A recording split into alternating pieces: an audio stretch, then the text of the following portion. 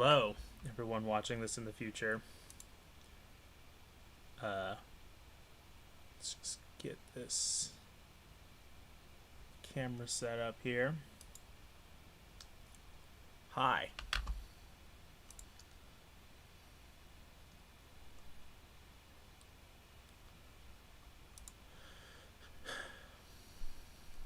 So, how are we doing? I'm doing well. Thanks. So, for everybody that's watching this in future times, hello Ben, my one loyal viewer. So for people watching in the future, let me introduce myself because I haven't really done anything on YouTube in years that wasn't for like a class project. So, there's some problem with the streaming. Let's see if I can't fix that from here. It's gonna be a lot of trial and error tonight as I try to figure out how any of this works.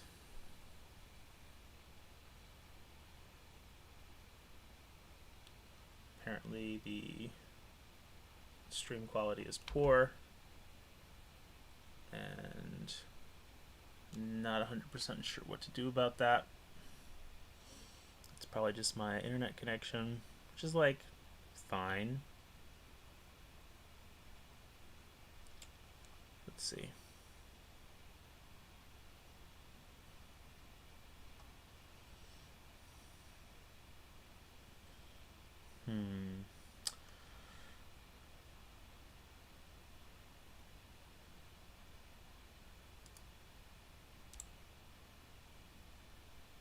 Okay, folks. On my end, it seems like the stream is pretty choppy and that there's a lot of buffering. If people can just, if there's two people around, just kind of like give me a sense in the chat of how things look on your end, because this is my first time doing this. And so there might be like a little bit of trial and error at the beginning of me just maybe having to stop the stream for a second, readjust something, and then maybe come back with a better quality. I don't know.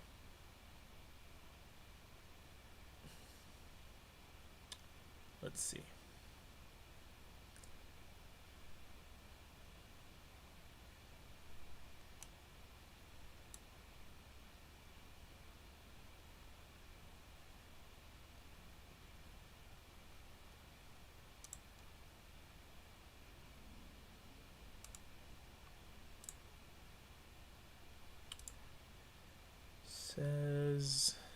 Still says that the stream status is poor.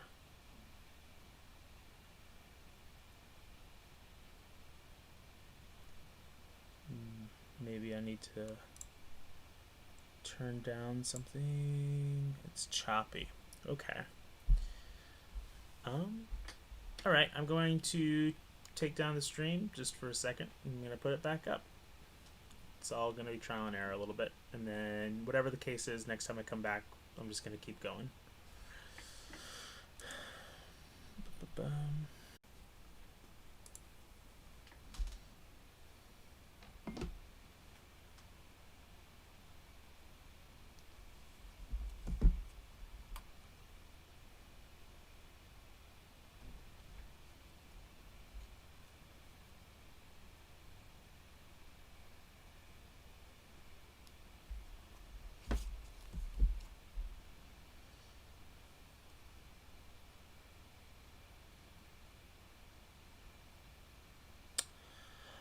Alright, I'm going to try this again. Right now it says I have an excellent connection. I tried to turn down the bitrate a little bit, see if that does something.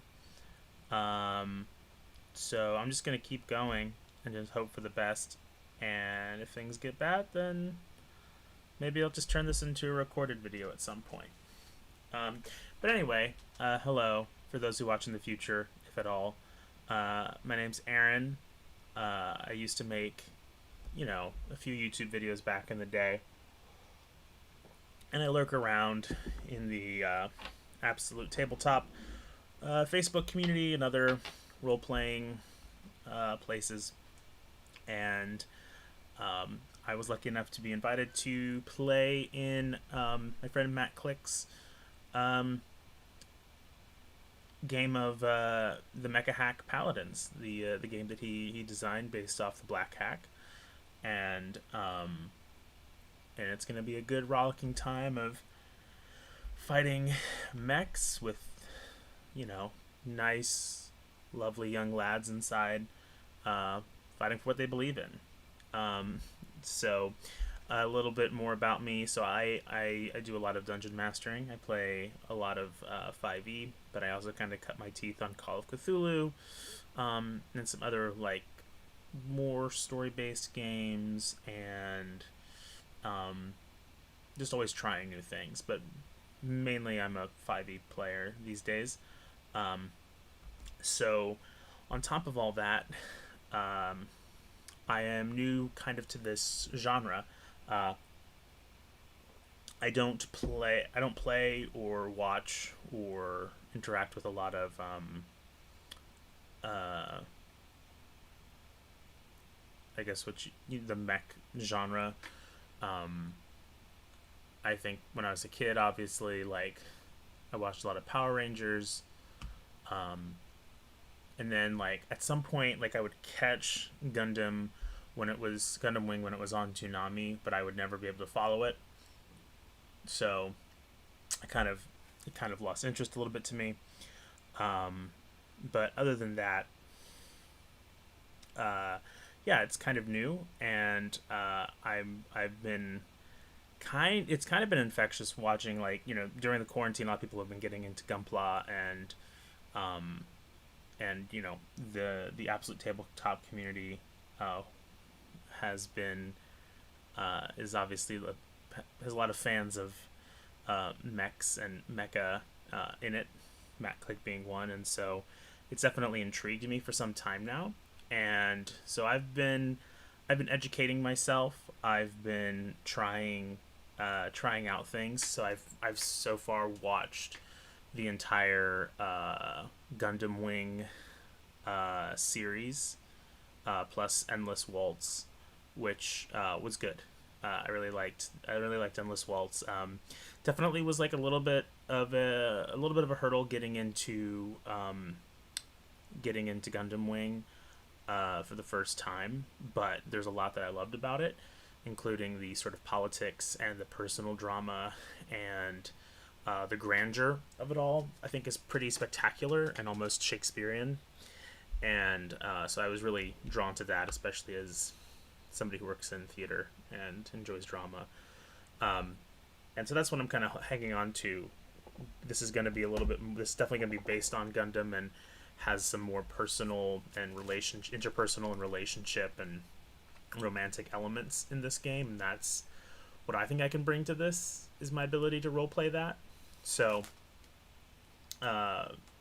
also I'm halfway through Iron-Blooded Orphans, which has been good. It's definitely, it's a different tone a little bit, but it's very good, and the art and the fight scenes, the animation is spectacular, and there's always, with all of these Gundam shows, I'm realizing that there's always going to be somebody for you, some character, some mech, something, some mobile suit that you're going to be into. So hopefully throughout this character creation process, I'll be able to find something that I'm into, and make something that I think is going to be reflective of me. So let's go to this. So I'm going to be kind of going through the character creation process of the Mecha Hack step by step. I have here the PDF of the core rules. And on top of that, I have the a character sheet, which is based off the basic one that's provided by Absolute Tabletop, but was modified a little bit to fit our needs for our particular game by JB over at Drop the Die. It's unofficial, but it's very nice, and I think should be helpful for our purposes. First of all, I just want to say, I mean, I think anybody who's watching this, unless they're like, you know, a personal friend of mine from my social circle, if I know you're watching this, you might be from Absolute Tabletop community, so there's probably not much more I have to say about the Mecha Hack that hasn't already been said by other people and hasn't been noticed by other people. So, but if any of you are watching that have not played or had the chance to look at it, it's a very, very slick, sleek system, and based on a very tight system that really boils down everything to exactly what you need it to be. And I'm really excited about the opportunity to play something so minimal without feeling sparse, or without feeling sort of lacking in anything. So we're going to go to the character creation section. I'm just going to check in with the stream, seeing everything's okay. Everything's fine. Still got my one viewer. Hello, Ben. Thank you. We will. We're just going to do this step by step. I already have like a sense of who my character is in terms of like the boy inside. We did a really great session 0 with Matt as a group, and that is on his Patreon page, I believe, and I think that might be a really good thing to watch. First of all, to support Matt would be really great, and also to see that process. And there's some like really unique character creation stuff we did in there in terms of just like personality and non-mechanical things, and some really great discussion about the genre and about expectations and how you can do a session 0. It's very nice, and I think you should all check it out. So there's also a couple things with this character creation that are going to be a little bit different in terms of what is laid out here, mainly because we're playing a sort of special game. We're a little bit more elite. We are following more of like Gundam Wing, which in that, I mean, obviously I feel like this is like an initiate speaking to trying to like preach to people who have been or much more experienced in this than me, but you know, that in that genre, or in that in particular property, you have like really high leveled, high powered mechs with a huge array of weaponry, and a very special connection with their suit. So there's going to be some special stuff which we'll go over, and some exceptions to these rules. So first of all, what we're going to do is we are going to well, let's look at some of this stuff. So I already know that my pilot's name is Matty Jai. Matty Jai is a 17-year-old boy. I think everybody in this campaign is going to be like coming just at the age of 17 or just about to be 17. We've been in this military installment for like 7 years of our lives, because kind of like in Iron-Blooded Orphans, there is like a special cybernetic thing that's implanted in us that makes us have like perfect control over our machines, as if we were moving our own body. Perfect reaction times, maybe even better. Some really weird science-y shit. And it's called the Geist, I believe. Or the Geist system, the Geist drive, something with Geist, and it's going to be a major component of that. I already know some stuff about Maddie personally, and maybe if more people join in, whoever joins in with the whoever joins in with the chat, by the time we get to certain elements, you can help me with these things.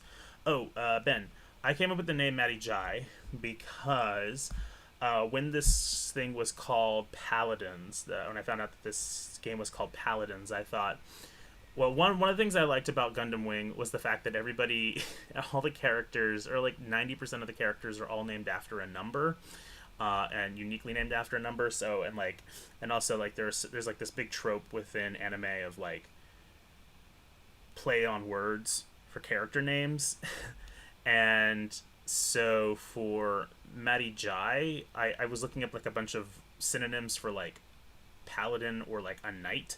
And in Egypt, there were these folks called the Medjay or the Medjay.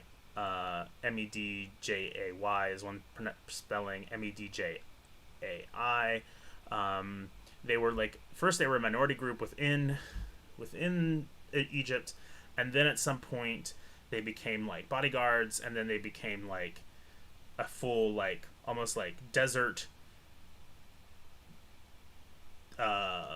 night police force special ops folks, and I thought that was like a really cool thing, and also like I realized that those are the same people that are in the Mummy, with the guy with the like that are like trying to protect everyone from the Mummy, and I really like those characters, and so I thought Matty Jai would be really fun. Really fun name. So, yeah. So a little bit more about Matty that I kind of came up with, and as I tell you this, maybe it'll help me, and help you kind of like figure out exactly the direction to take this character, because I'm kind of stuck on a couple of things. So, Matty is 17 years old. He is the son of there's the fireworks. Get ready for more of those, everyone. He is the son of a very prominent family. We are in this system or this setting that is listed in the back of the Mecha Hack. It's very simple, like 1 or 2 pages of notes that you can kind of play in, called Lodestar Alpha, and we are part of the New Dominion, or the Neo Dominion, which are basically, this is more of a little bit more of the upper crust. It seems like a little bit more powerful, not as we kind of represent the elite within this system of all the like 3 or 4 factions that are all fighting over Lodestar Alpha, and my family is part of the Cabal,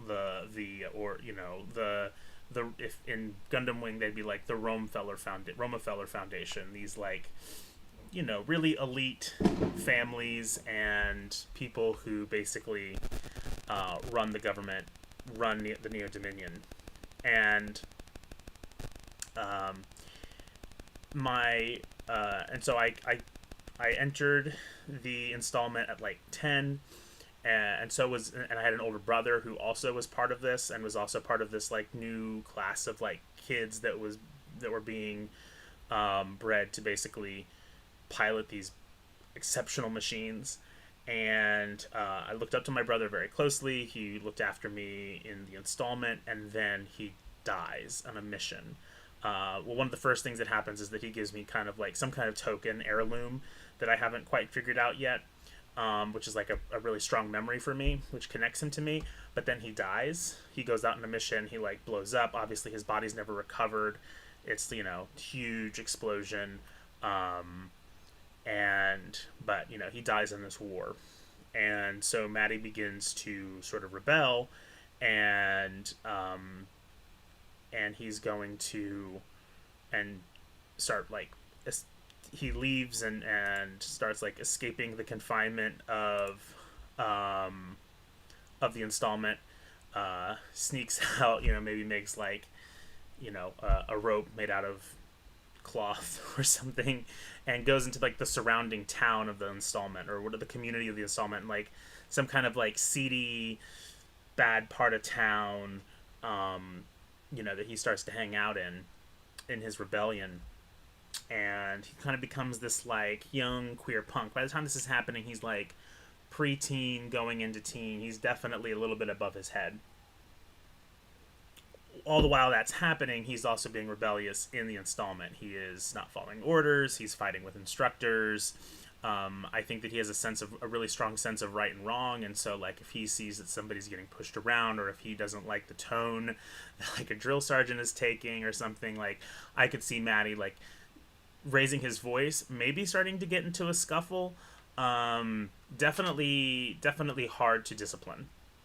While he's out there, he meets this older boy, sort of this artful dodger to his Oliver Twist. You know, who becomes sort of a mentor, and then at a certain age, they become like really good friends. And there's obviously this attraction on Maddie's part because like the boy's just like a little bit slightly older, you know, still age appropriate, but slightly older, and he's still trying to figure out his own deal. And this relationship, which takes place over, you know, a few years, develops into something romantic. But at the same time, this is when Maddie's family begins to see what's up with him. Like, they are starting to get reports of his disobedience, that he's not taking part in the training exercises, that his place is in jeopardy if he's going to represent his family in this endeavor and test out this Geist system, and yada yada yada yada yada. His mother then comes to him, sits him down, and says, "I know everything. Let me just make this very clear that you are expendable. That this is like something that, you know, our family will do anything necessary in order to make sure that you know, what is best, to achieve what is best for the Dominion, and you're just going to cooperate. And if you don't, we can find something else for you. And you have the choice of either living a life in comfort and being safe, or us dealing with you in our own way." And then there's also this part of him, and maybe it's an appeal by his mother, which is just like, there was a reason why his brother was out there fighting, right? And like to spit on that legacy is to kind of spit on the memory of his brother, who, screw whatever his parents think, like his brother cared about this and his brother fought for this, and to like,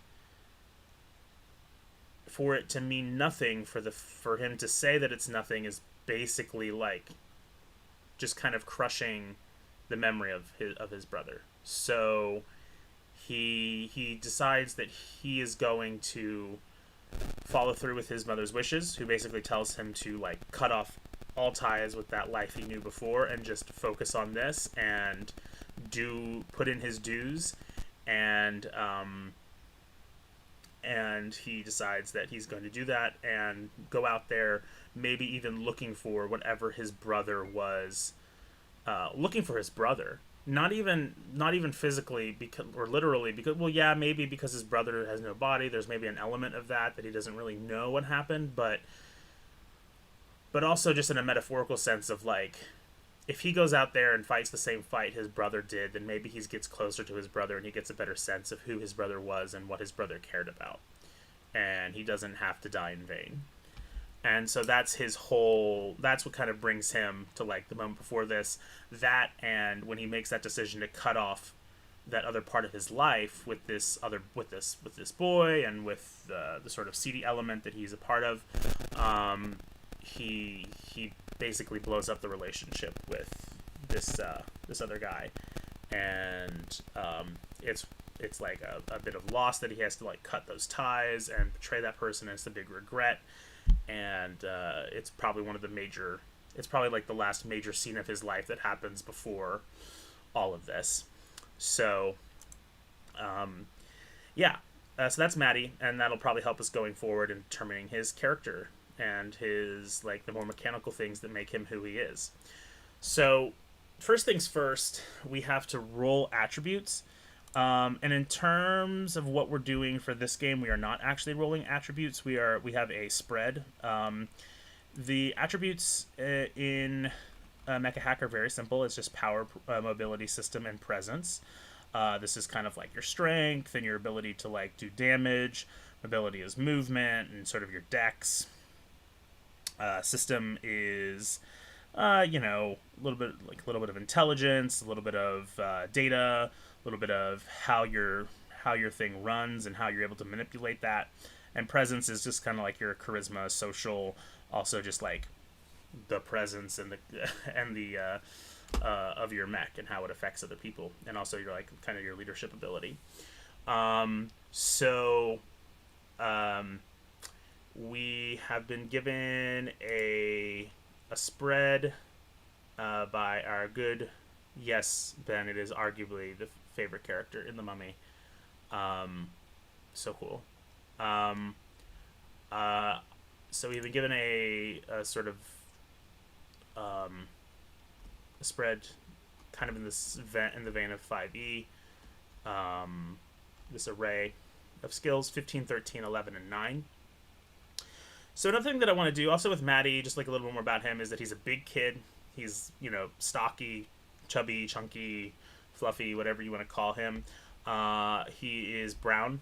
I think that like this is like really really far out in the future, and so I think that there's like obviously with his name there's like an element of perhaps of that like Egyptian or Middle Eastern, but also just that idea of like that blending melting pot of the future of like and that's another thing within like Gundam and anime in general is just like kind of amalgamation. But I'm also going to do my best to like honor him and not make him obviously not make him any kind of like token character or anything like that. But just making sure that there's a visibility for that type of character. He's a I'm mainly focusing on the of his size and also the fact that he's queer. He's gonna have like a big head of hair that he's gonna like dye. I think he might dye at different colors at different points, but definitely gonna be like those anime colors. Like his favorite's probably gonna be like turquoise that he dyes it. So another because he's a bigger kid, I want to break away from a lot of stereotypes of those types of characters. I don't necessarily need him to be Samwise or Samwell or any of the Sams or Rudy or any of these like chubby sidekicks. I want him to feel powerful in his own way, even if that means that he has like an intellect about him, or even if that means he's kind of like a supportive character.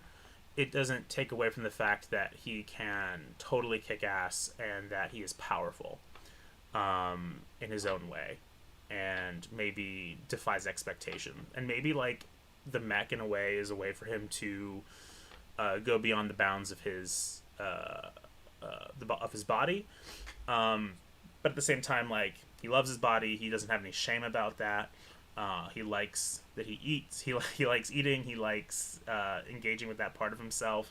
And he's also like, he's 17-year-old. Like, he thinks he's hot shit, and he doesn't give a shit. And he's had like he has like a hot grungy boyfriend that he had to break up with. So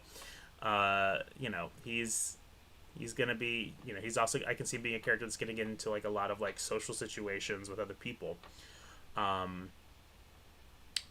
maybe like romances or sexual things, or however that goes naturally, not forcing that or making that a weird thing, but it's definitely one of the things that we said that we wanted to explore in the game. So with the abilities, with that said, I think I definitely want to put an emphasis on presence. A little bit, just at the start. I think like his natural mode is that he has like a little bit of charisma, but I think he's also quite smart. I think that he has like a good head on his shoulders. But honestly, like, before I even get to that, I think the first thing I'm gonna give him is the 15 in presence. I think then what I would do is I'm going to give him Let's see. Yes, turquoise hair. Exactly. Exactly. Only turquoise hair. So 13, 11, and 9. So I think what we're going to do is... actually, maybe...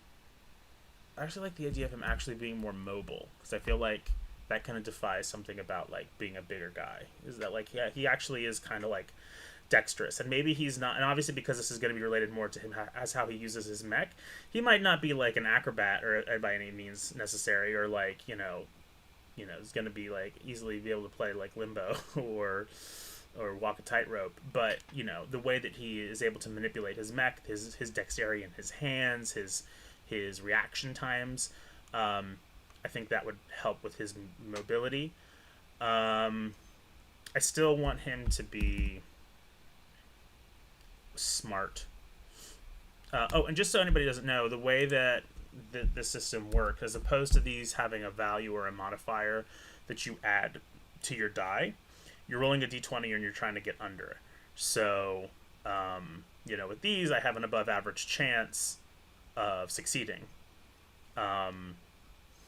This is the power is going to be where he has an issue. But let's see if we can't, make it so it doesn't matter if he's powerful or not. So, yeah.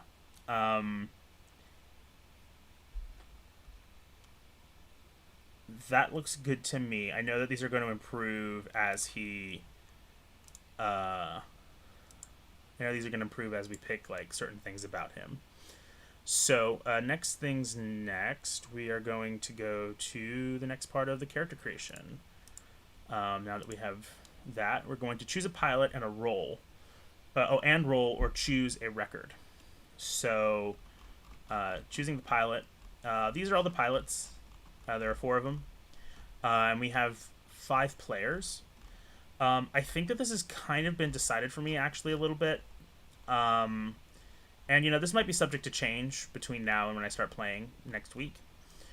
But, something that I said was that because I don't really feel comfortable enough, like, knowing what kind of archetypes there are in these games and how I can play them, and also wanted to do something, like, a little bit differently, I basically told the fellow players that, like, hey, you prioritize what you want to do, and I'll fill out any gaps necessary. So we have a commander that's being played by Barker, who is going to... we're going to meet later. We don't really have a connection with his character just yet. For good reason. And we have a Quipster, who is kind of like your, one-liner kind of lovable oaf, inspiring speech, the heart of the team, as opposed to just like the person who tells you what to do. This person like tells you why we should be doing it. And then you have your more... and then we have like our Mavericks. We have 2 Mavericks right now, and these are basically like really good pilots.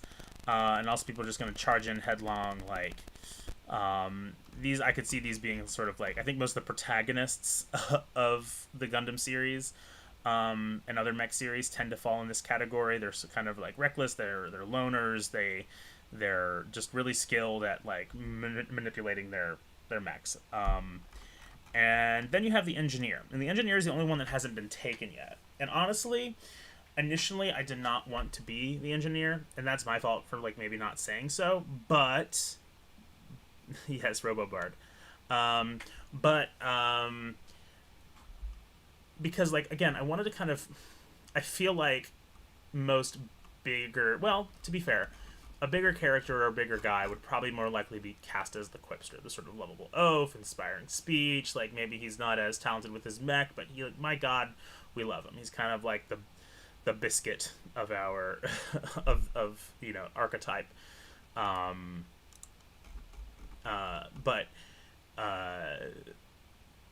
But the other one I can normally think of is like bigger characters. They tend to play like support and like engineers, and so the engineer is kind of like the healer. The engineer can quick fix somebody.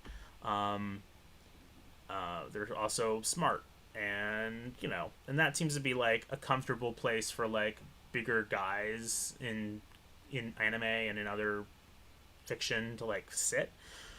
But you know, I think that's honestly where I sit as well. That and Quipster, like those are the two things that honestly in real life, like these are the roles that I would be playing. If I was playing like a Dungeons and Dragons game, like supports and like social folk, like that's what I do for the most part. So I'm like comfortable in this support role. So I'm maybe like, you know, I think that it's like if we start to play a more support type character, that's fine. I think then the challenge will be role playing him a little bit differently than what you normally see. Because the great thing about this game is that it's light, but it's also very robust, and like by allowing you to do, you know, giving a lot of freedom to GMs, players, to kind of figure out how these things operate. And also, like, as a mech, you're still a huge fucking robot that can, like, well, suit that can, like, deal a lot of damage and crush a building and, like, rip an airplane out of the sky and, you know, all kinds of shit. So he's still going to be able to be powerful, and be a competent, which is going to be nice. So I think with all that said, we're going to be the engineer, mainly because I want to make sure that we have a balanced group. Not that that's always the most important thing in the world, but I realized that the pilot is not where the name goes. The pilot is the type of pilot he is, but that's fine. What we can put is, we will say that he is the engineer. Ooh, yeah, I spelled that right. Great. Wonderful. Next thing's next. I think I accidentally... Yep. Oops. Let's open that back up.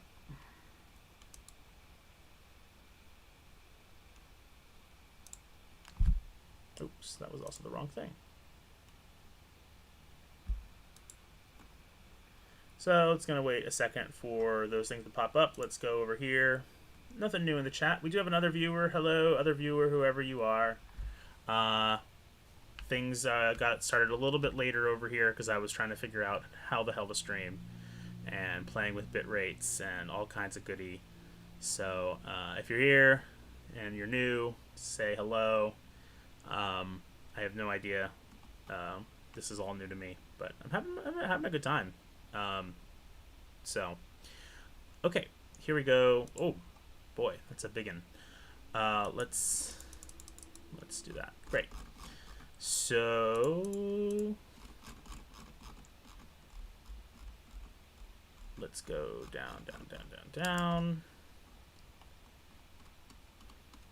If anybody has any questions too, if anybody's unfamiliar with the system, if I mention something that doesn't quite make sense, let me know, and I'll try to see if I'm new to this too, but it's pretty simple.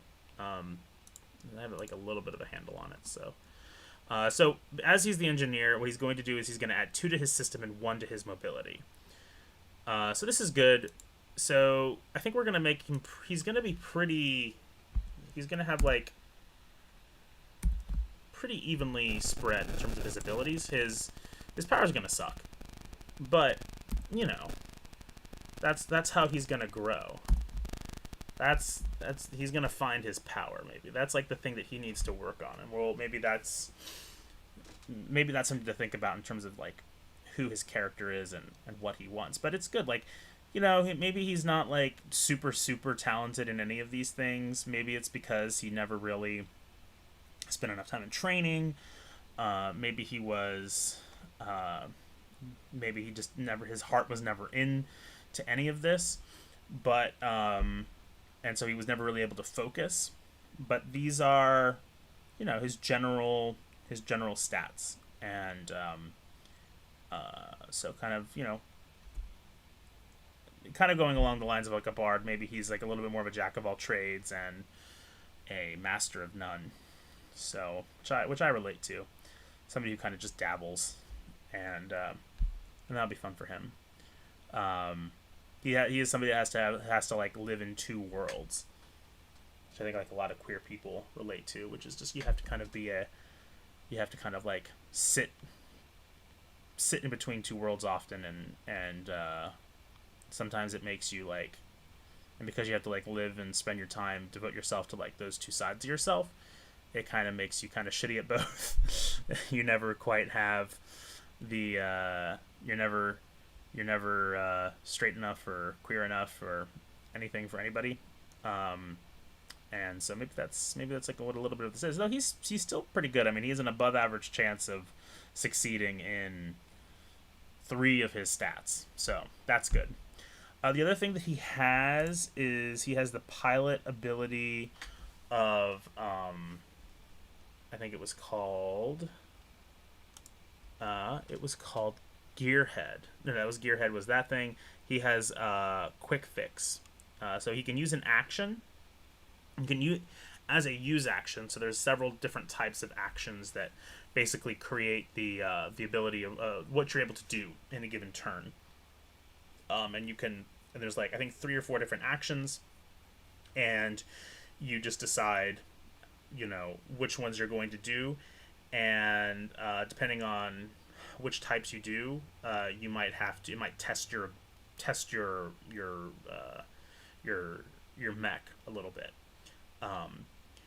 But as a use action, he can reduce his AP by 1, so his armor points, basically put wear and strain on his own systems, his own mech, in order to restore 2 hit points to a close mech. So that's cool. So again, like, he's just gonna kind of like hurt himself. It seems like he's hurting himself, and that's true in the way that armor points work. But these are kind of like this is the real currency of this system. And like most of the stuff you're going to be doing is going to cost you an armor point. So, and it makes sense. So in terms of the genre, so we're going to make sure that we write that down for old Matty here. Is Quick Fix. And as part of his Quick Fix, we know that he gets -1 AP to heal. Oh no, I think minus. Oh yeah, -1 AP to heal close mech by to here. Close mech 2 HP. Just put it like that. In my brain, it'll make sense. I know that we also have a special pilot thing, which is called One with a Machine, which is because of our Geist system. It's something we just got specially for like our boys. And basically we are allowed to, like, I think instead of, you probably won't be able to see this, but I will. Yeah, One with a Machine. If you fail a reactor die roll, the reactor die rolls are basically what we're doing when we are like doing like more than one, when we're doing an action more than once. So if I'm like trying to like run twice, I'm testing my reactor's ability, or if I'm attacking twice, it's putting strain on my reactor. So if I fail a reactor die roll, I can choose to reduce my armor points by 2 instead of downgrading my die. And the point is that like you're trying to not roll I believe a 1, or you have a 1 in whatever chance of depending on your die roll.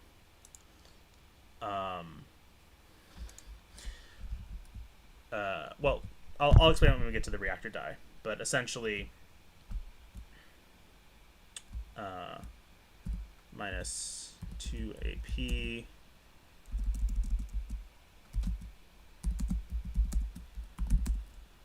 to not reduce reactor die.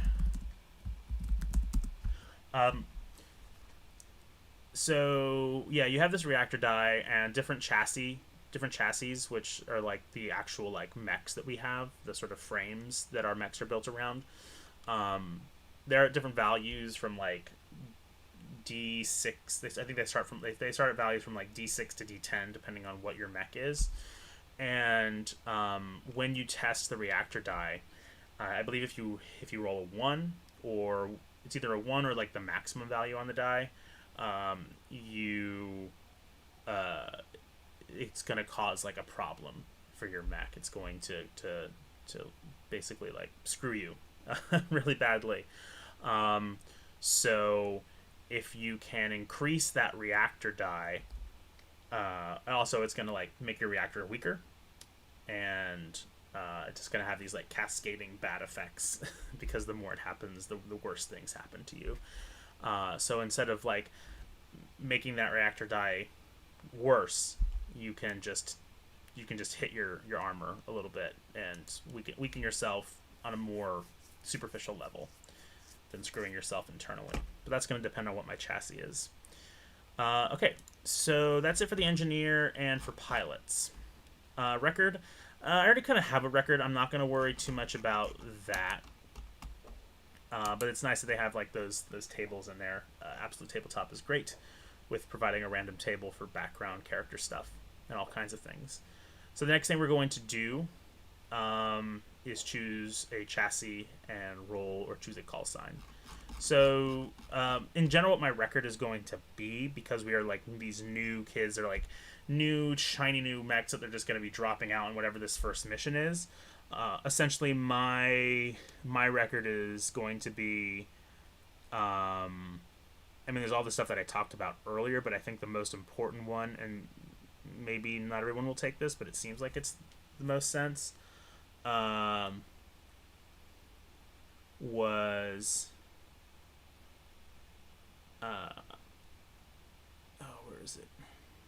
I have yet to see combat outside of a training simulator. I think that's true for all of us. I mean, there are people that have like backgrounds that have seen like combat outside of being a mech before coming to like our situation now, but like really this is, I think, the spirit of what we're dealing with here is I have yet to see combat outside of a training simulator. So that's going to be interesting. We're definitely talented. We know what we're doing. We've done really well in like all the simulations. But have we taken lives yet? Me personally, he definitely hasn't. So he's definitely green. So this is when we start to choose the mechs. And let me see, is there a spot for the record in here? No, not really. This is just like a personal thing. I mean, I'll just put this in the here. So record has yet to see combat outside of training. So that's his deal. So now we're gonna look at the chassis, and this is where most of what you're gonna be doing. Oh, there's also some skills, but we'll pick the skills later that we got. But with the chassis, this is exactly like the machine that you pilot. And in the base, the Mecha Hack, we have 1, 2, 3, 4 options again. Again, it's a very lean, light book that gets to the heart of exactly what you want to be doing with these things, and it's awesome. Again, this is something, but we also have 2 more options that were given to us by Matt. One I think I've seen before in another one of his streams. I think another one is like newer that they're experimenting with, but I could be wrong. But they're definitely like not part of this basic set of rules. So you have the Brawler. This is just like a big chunky boy that like goes in there, fights, gets beat up. He's your tank, essentially. Though there's like a lot of versatility in a lot of this actually, which is pretty cool, because it is sort of light. You can kind of make things very modular. Literally, there are modules that you can put on your guys. There's the Scout. The Scout is your sneaky boy. He's your mobility boy. He can cloak himself. He uses like light stuff. He is going to be darting around the battlefield and maybe getting a recon and information, but also sneaking up behind the enemy and dealing some damage. Really cool to me. and this is we already have somebody that's a brawler. Nobody's the scout yet, and so this is something that I'm definitely putting a bookmark on this, because this is something that kind of appeals to me, just because it's so out of line right now with how I see like a character of size operating. Then we have a striker, which I think is like this is your fighter. He is your damage dealer. He is the most. He also has some like stuff where he can like help. He's very adaptable, very sort of versatile kind of guy. I think that he's like the most like protagonisty of the mechs, just because he can kind of do like a little bit of everything. He can help people with their reactors, but he can also re-roll things. He can, he is set up to be like very. If anybody's going to start out with this game for the first time, probably the striker. We've got somebody being the striker, so I don't want to. And I want everybody to feel unique and cool, and that's like really like the spirit of Gundam, especially like Gundam Wing and like anime in general. Is that everybody's got their thing. And the Titan, this is another like big guy. This one is like more for like so the Brawler would be like more. He's definitely doing damage. He's kind of barbarian-y for that reason, and he's going to be doing a lot more melee stuff, I believe. Though all these guys can do melee and ranged. The Titan, the Titan is actually more of our tank in this case. It is big, it is burly. They have, I think, even more hit points than the Brawler. Yeah, so the Brawler is definitely more of like swinging in there, coming in, dealing damage. The Titan's taking a lot more damage and has shields and can really has like a really good defensible position and helping out in the front line, the close combat, quarters combat. The other two that we have that are not shown here are the Auxilary and the Auxilary and the Vanguard. The Vanguard's already been taken. The Vanguard is basically like a strange new bleeding edge technology chassis, which has a third arm, like from like some alien tech, and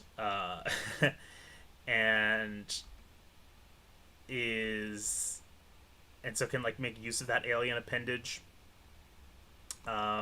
With great, there's gonna be some new stuff with that, with the character who's playing with the player who is John, who is playing that character and playing that mech. So really looking forward to that. But they can also do some like really cool stuff with their tech in terms of like diverting power to make certain things more powerful. There's like a lot of like cool technical things that they can be doing inside of themselves to manipulating stuff. The other one that I talked about, the Auxilary class of chassis, is playing even more into that support role. They are light on armor. They can use any weapons they want. They have shields. They're meant to be like a little bit more mobile. They're kind of medic-y. They run. They can kind of hop around the battlefield to get where they need to go and help people out, and maybe get away. But they don't want to necessarily be in like close quarters combat too much. They are going to they're going to prefer some like systems and presence and stuff like that. They get like an ion flail, like, which is like really cool, like an energy flail, which sounds really cool to me, like a scatter gun, which is a fucking shotgun, which like also sounds cool to me. A shield and some light armor.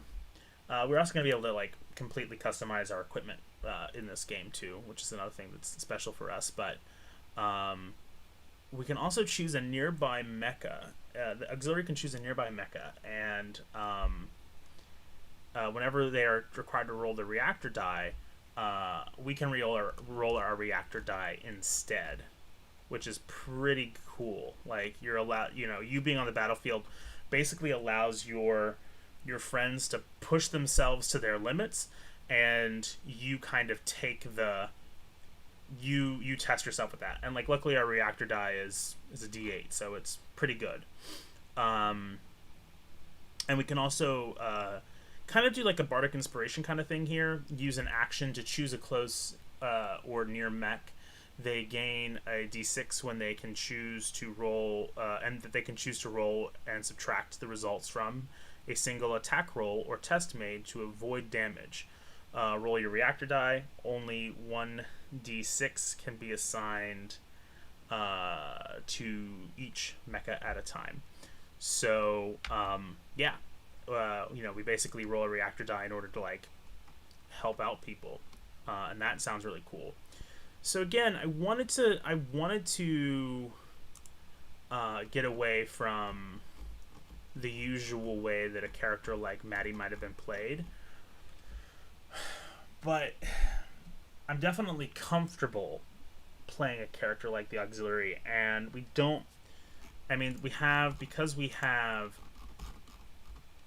have a Brawler who's just basically going to be like, the person who's JB who's playing the Brawler is like said, my mech is built like a fridge, and it's going to go in there and get beat up and like just tear and like punch through walls and like just be massive and intimidating. We have our commander being the striker, which just makes a lot of sense just in terms of like their adaptability and their versatility and almost protagonist-like ability, just kind of be like all around good. Titan, we have a Titan who's gonna be taking some hits and like, just like throwing, and like has like, missiles, and is gonna be just throwing their bodies against the damage, but also like dealing an immense amount of damage as well. And then our Vanguard is going to be really cool because they're kind of going to be in the back.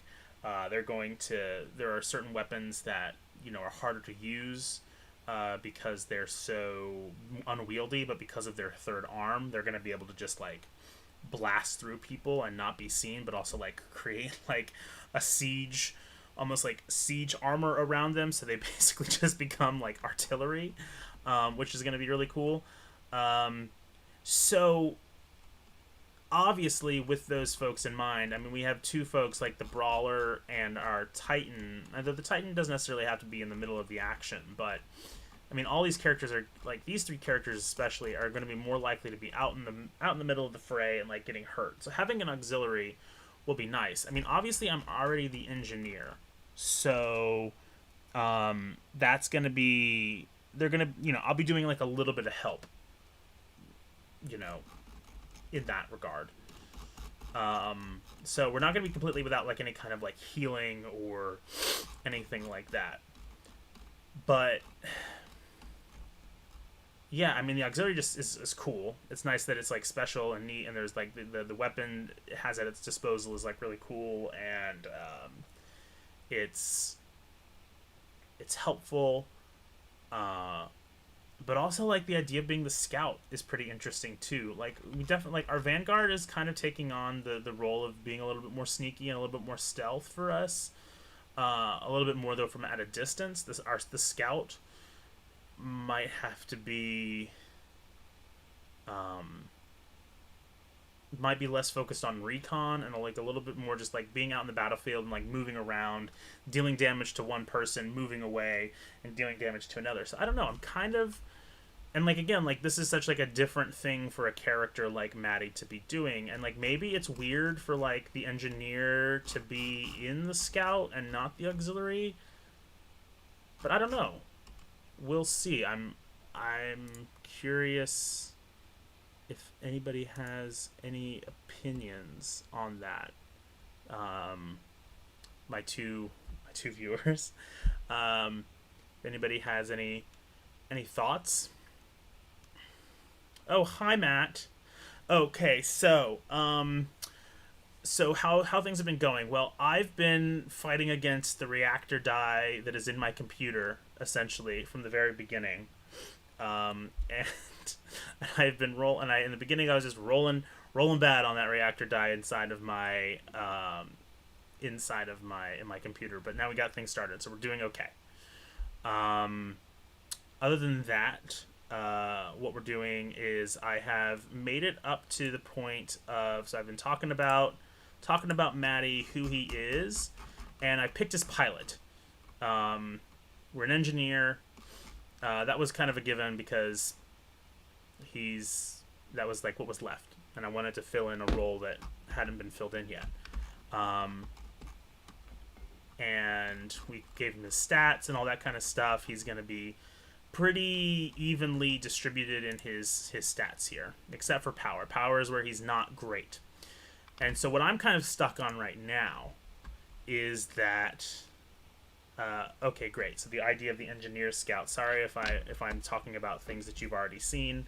I might be getting stuff later, but yeah, I'm stuck on like, because I do like the idea of the auxiliary. But the other thing too is that because you have been so kind, Matt, and have been given us like carte blanche in terms of equipment. If there's anything about the auxiliary that I really like, that maybe I can outfit the scout with, and maybe I can look at the modules too, and make this more of this like really nimble. I love the idea of the cloak too, like the engineer can heal, and like I think one of the biggest things is just like, you know, you want to make sure that your medic's okay, and like what's the best thing to give the medic, right, is just like a cloak so that nobody can see the medic. So yeah, maybe that's the way we go. And I like the idea that if he is this engineer, like I don't know how prevalent the cloaking system would be, but like, you know, something he takes pride in is that ability to create that cloaking field.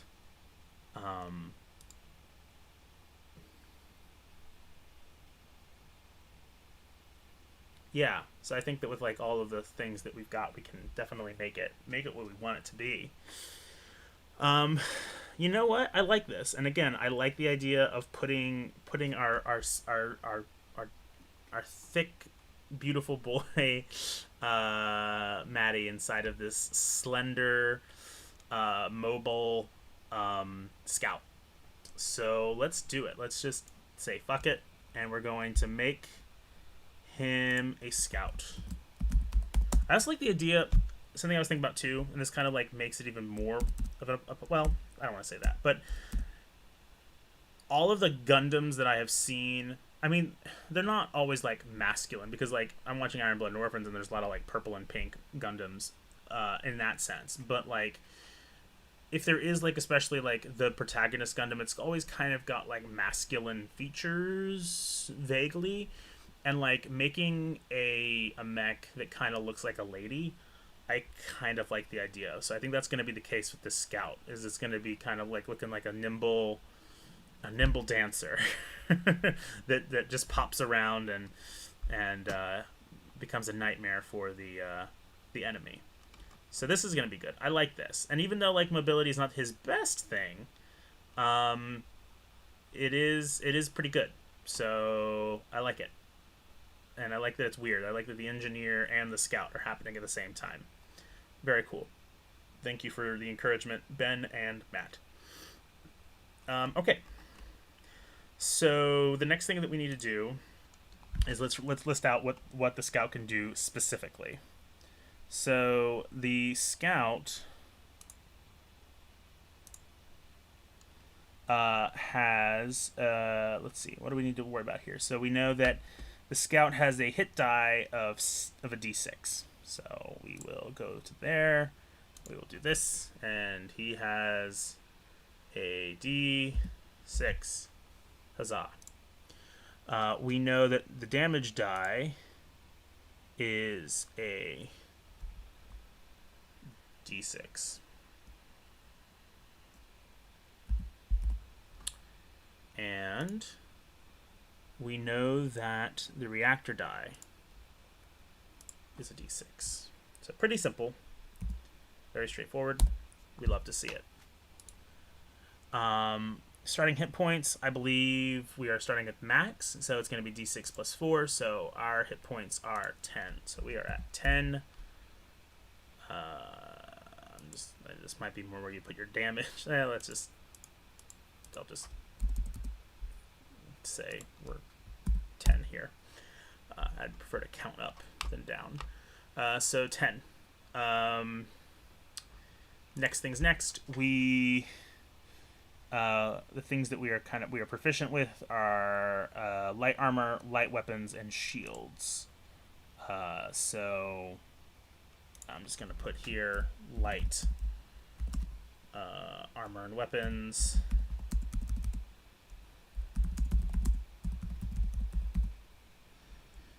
Shields. Very cool. And on leveling up, we are going to be getting better with our mobility and our system, which I don't necessarily need to write that down, but I'll just remember that when we come back to it. When I actually level up. If I ever level up, God, I could just get murked as soon as I get out of that damn mech carrier. I'm just gonna be blown up by some asshole. Comm link. So starting equipment. I start with a comm link, a dagger. Oh, that's right. Well, I also have like other equipment that I'll look at. So maybe we'll deal with the equipment later, but I'm just for right now, just so I know the kinds of things that the mech starts with. If I can just like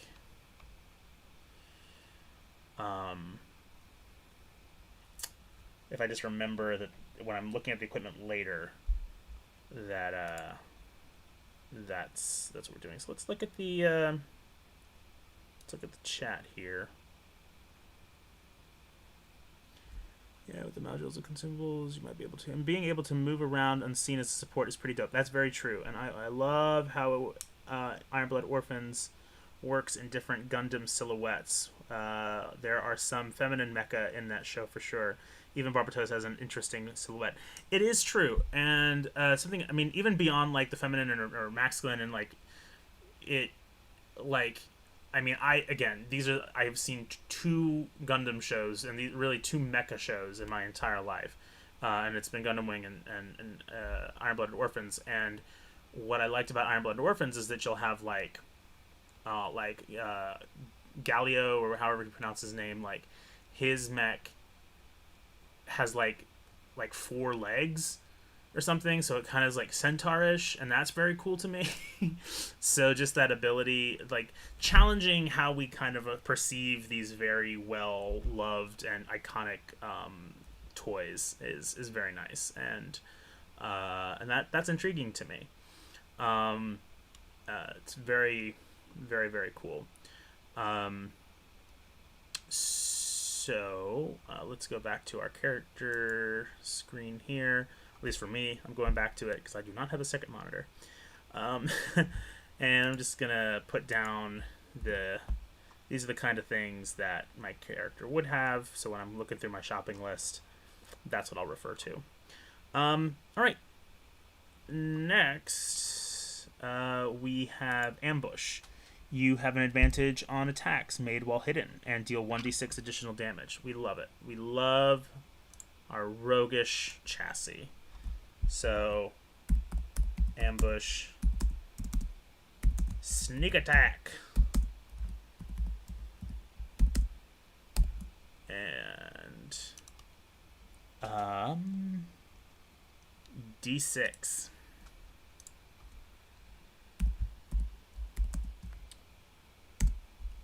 Great.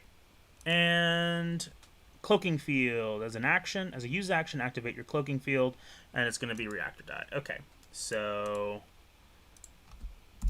Cloaking Field, use action, reactor die. Great.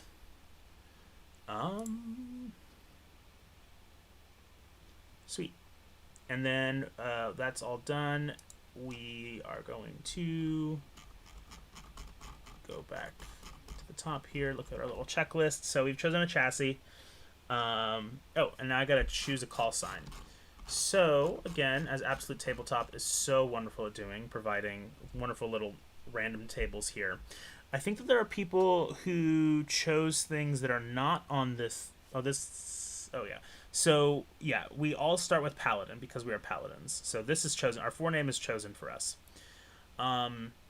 There are players that have definitely gone outside of this list, I think. Let me see if there's any repeats. So if I know if I roll it, I don't choose it. Maybe I just want to choose one. That sounds cool to me. Because I think we have Paladin Neon, we have Paladin Raptor, we have Paladin Threes, and I don't remember what Matty B's is. But I don't think I'm going to worry too much about that. So let's see. We've got like a stealth support boy who's sleek and cool and an engineer and a little bit rebellious and a little bit political. So like when I'm thinking of that, let's see. I mean, I like Raven. Paladin Raven sounds fucking cool. Paladin Crusader is like a little bit redundant. Let's see. Paladin Danger. Yeah, maybe. Paladin Danger. Jigsaw, that's pretty cool. Fathom's nice. Voodoo. Oh, that might be. I don't. Voodoo's cool. Midnight. Yeah, I'd like to go down the path of maybe something like Voodoo, like not Voodoo, but what else is like along that line of that's like a little bit. I mean, like Black Magic, Voodoo Midnight,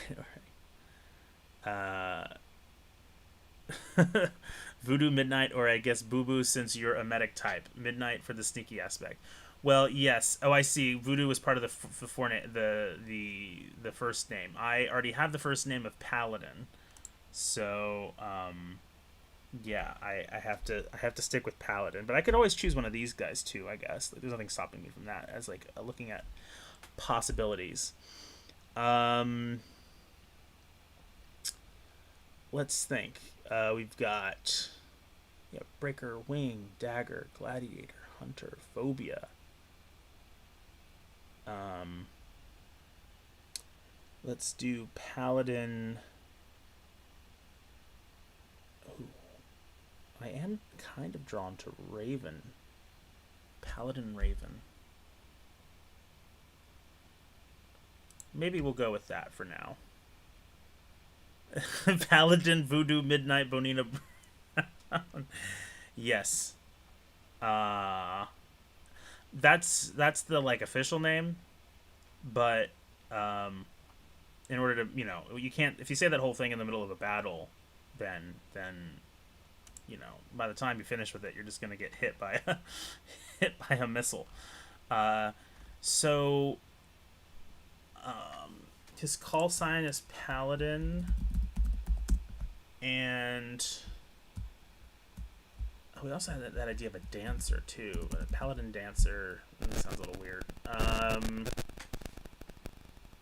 We'll look at it. We'll look at it later. Maybe as we fill in more stuff, we can make some progress there. I gotta think about that. All right. So we have choose a starting module. So in our case, because we are such cool boys, we get 2 modules.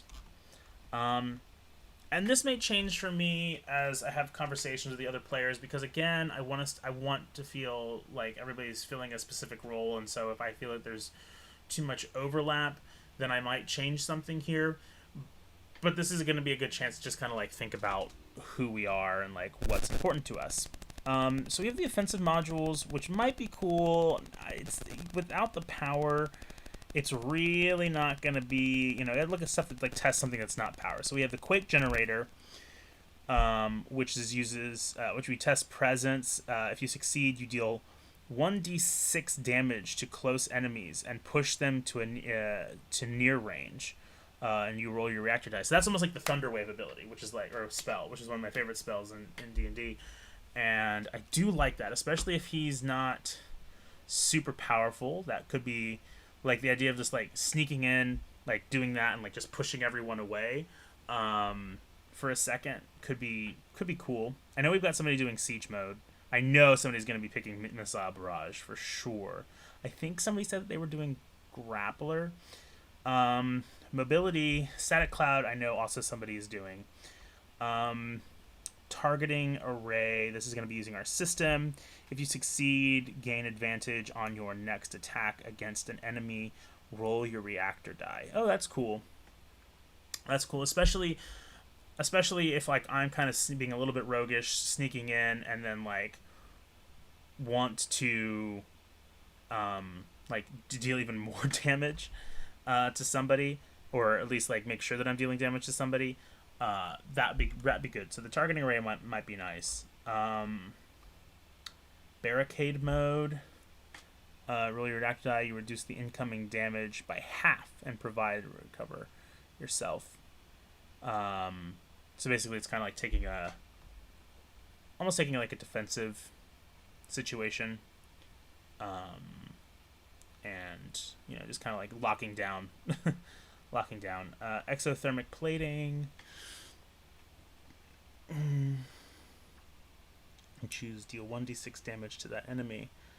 Oh, so it's kind of like a Thorns-like ability. So when you take damage by a melee attack, you can use your Oh, that's pretty cool.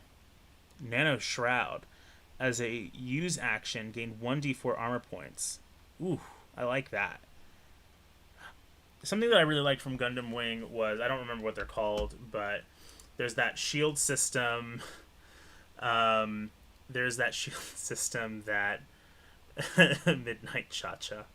There's that shield system in Gundam Wing that's by the weird named ones, the Mercurius and the, I forget what the other one is, but like that has the like the discs that kind of create that like energy shield, which I thought was pretty cool, and like being able to like manipulate those in weird ways was like maybe not like exactly what I'm thinking about for this character, but I do like that. And that's pretty cool. A particle barrier, as a use action, create an area of cover big enough for 2 mecha. The barrier lasts until you dismiss it or use this module to create a new one. Roll your reactor die. That's definitely fitting into that more supporty role.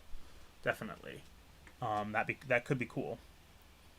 Reflective shielding, when you are dealt damage by a range attack, you can choose to deal 1d6 damage. Again, like, I love these hellish rebuke these hellish rebuke type things happening here. Very fun. Retractable shield, you can wield a shield that doesn't require hands to use. Oh, that's cool. Oh yeah, that's really cool because that's neat. I don't necessarily need the other hand for much of anything. I mean obviously to like slice and like I like that one purple mech that I found that had like the knives all over it, the kunai that it was just like going in and like stabbing people, but which is so weird for a mech to be doing. But so yeah, maybe giving myself an ability to do that might be cool. And then our utility stuff, which is probably what I'll be looking more at. Booster sprint.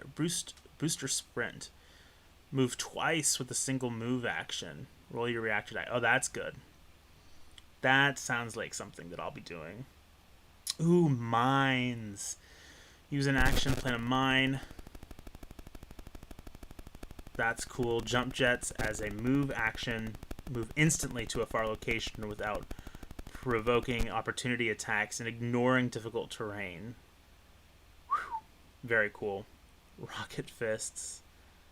Ah, the sentry turret. That sounds like a lot of fun. Shoulder hard point.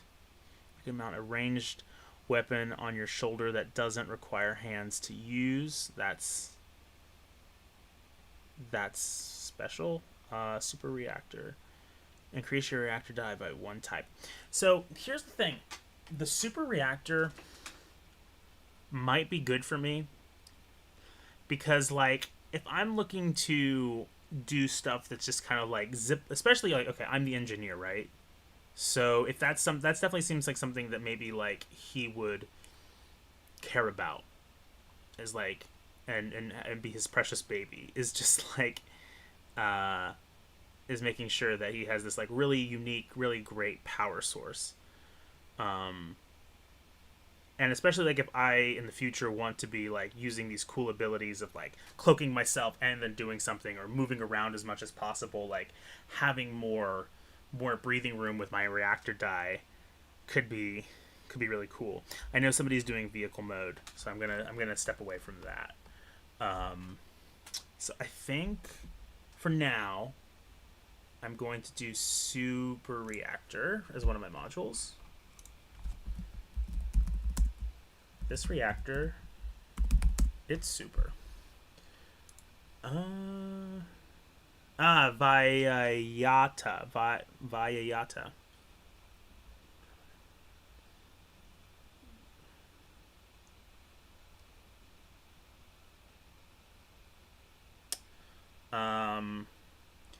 And let's see. So we have that, and then I think let's do something that's mobility based. So like I'm imagining like the first thing I do in a battle, like I see dangers coming, I use the use action to like cloak myself, get invisible, and then like it's either gonna be like jumping behind them with my jump jets to just like appear like misty step behind them, and then just like dealing some damage.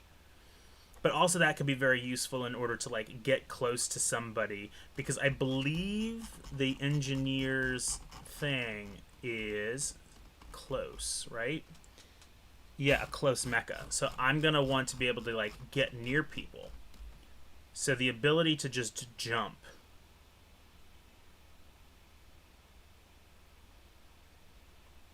I think that's what we're gonna do. I think we're gonna create this like really super mobile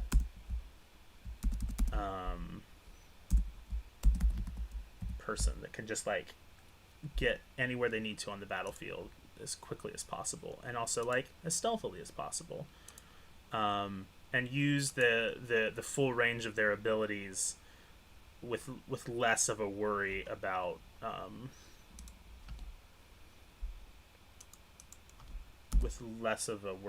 like overheating, which I think is going to be really, really sweet.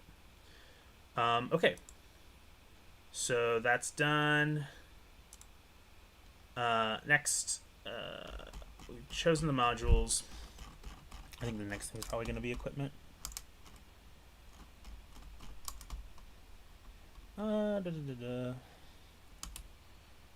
Choose our starting modules. Buy equipment if you don't opt for any. We don't have to worry about the buying. We're just going to get what we need, within reason, of course, and I tend to be reasonable. So, so I'm gonna, yeah, that's the next, I think the last real thing I have to worry about. Maybe like rolling for some other stuff. Yeah, I mean, that's pretty well filled out. I have to think of a fucking call sign. I think we're level 1.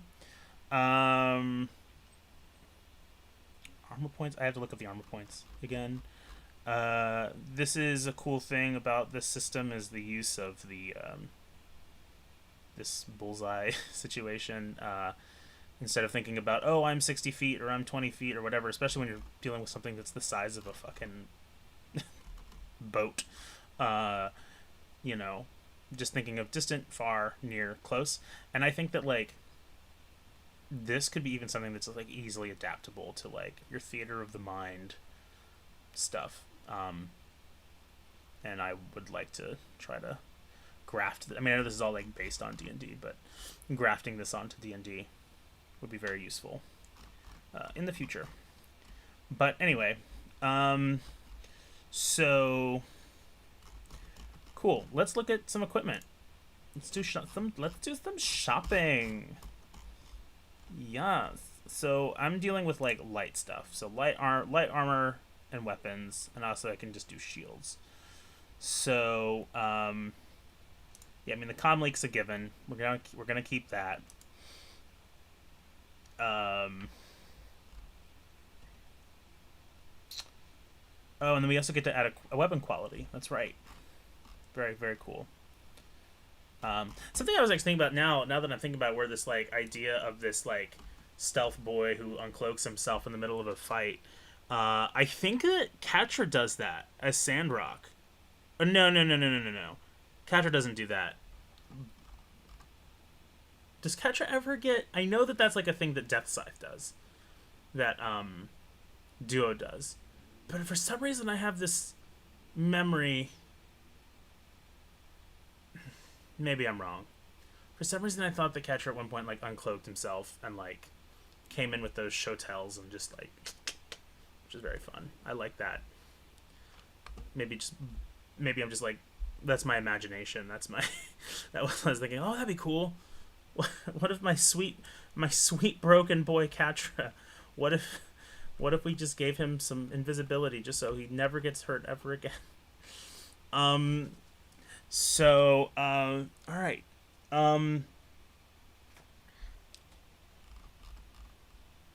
These are the consumables. I think we have access to some consumables as well. And that's not our deal.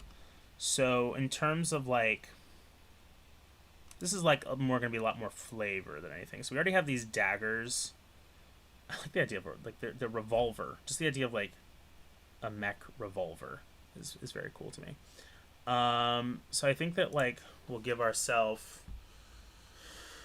We're gonna call they're daggers essentially. I'd like to give ourselves like 2 of them,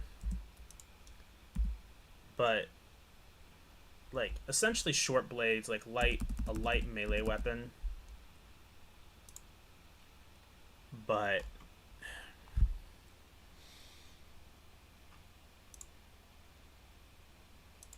like, do we go the Catcher route and give him like Kopeshes / Shotels, or do we not go so obvious with this? I mean, he already is like has an Egyptian name. And I don't want to like lean into that as like a caricature. But some other kind of like light melee weapon that he can come in with, like if he really had to, and just start slicing and dicing. I mean, there's the kunai from that one thing that I saw. What are some cool light daggers? Daggers, but they are long stiletto nails on your dancer neck. The cool paint job, of course.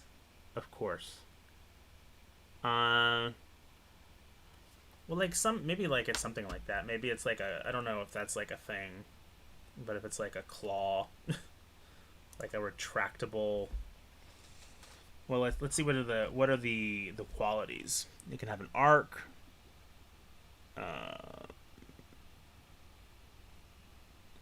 You have chain blade. Enemy with this weapon, you can choose to roll. You have corrosive, deadly, plasma, quick, light only. You deal unarmed damage with this weapon,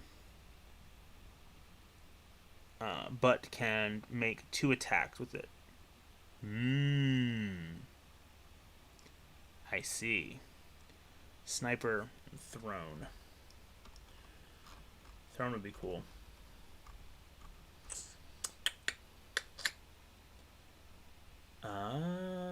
Let's see. Let's see. Light. I'm just gonna go off screen here for a little bit and look up some like short blades.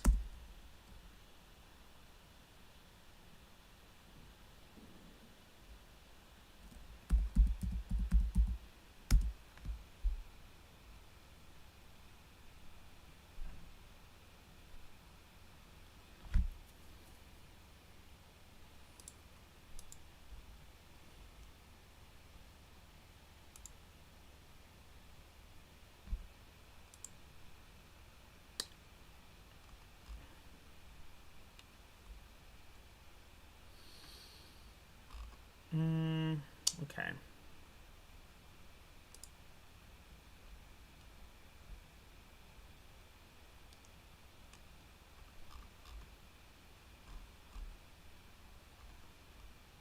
Size, that'd be cool. I mean, this is mainly just like cosmetic more than anything, but that's half of Gundam, right? That's half of this stuff, is just like, we gotta sell this toy, make sure it looks cool.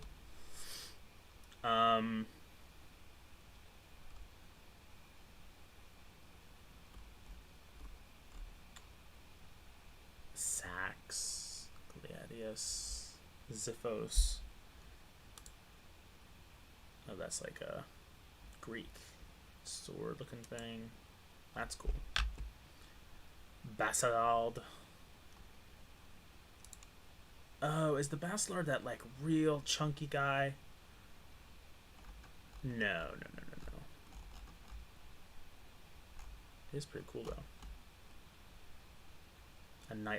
It's a knightly dagger. It's evolved out of the knightly dagger. That'd be cool. So we'll just say that we know it's like a dagger type of weapon, and then we'll worry about. So we you know, beyond getting too caught up in the details, that's something for future Aaron to worry about, as he's like describing how cool his character is and how like absolutely fucking badass everything is. So we'll just say two. We'll just put them in quotations. Daggers.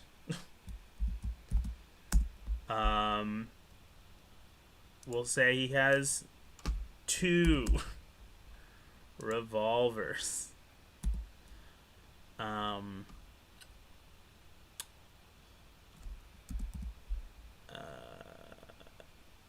has light armor, which is going to bring his armor points up to by 3, and his we're also going to give him a shield, because he doesn't start with a shield, but he can use shields. So we'll give him a shield.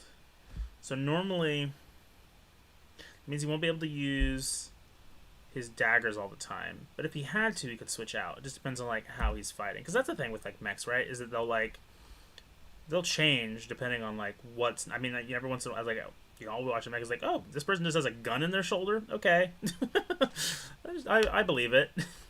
Who am I to say? Who am I to say what a mech has on their body? And the shield adds two armor points. So altogether,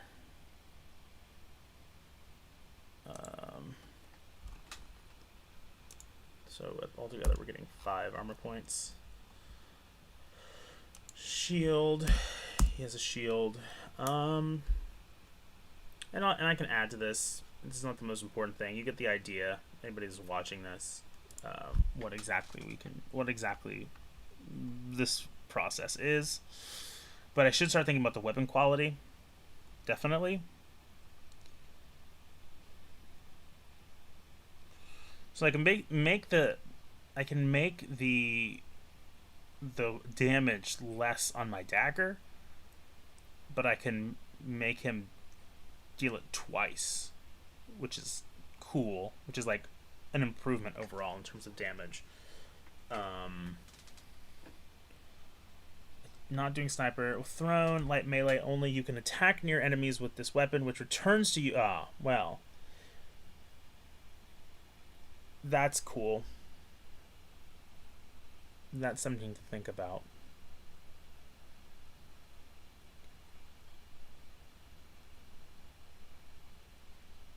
Corrosive, deadly, plasma.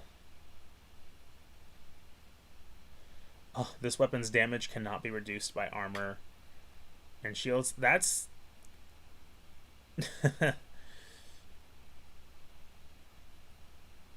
Arc. When you damage an enemy with this weapon, you can choose to roll your active die to the enemy loses its next turn. When you damage an enemy with this weapon, you can choose to roll your reactor die. If you do, roll and deal your damage a second time. That's... Ah, yes, I see. When you say Chain Blade, I'm thinking, okay, so that's like Ivy from fucking Final Fantasy, or for Soul Calibur, right? Like... Is that what we're talking about here, Matt? when we say Chain Blade? If you're still with me. But yeah, that's what I'm thinking when I hear Chain Blade.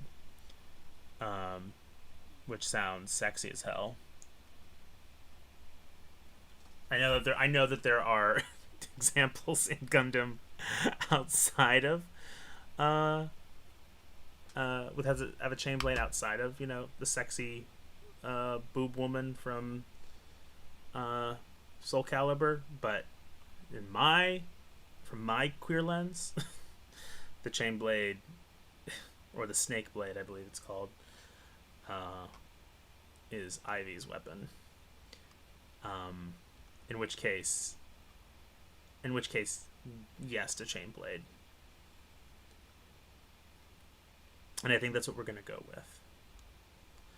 If not that, then plasma. But I think somebody's already got like a plasma sword, and I want to be like a little bit different. And again, this will change if I see somebody else has got something cool. So we'll make one of these daggers. So one dagger.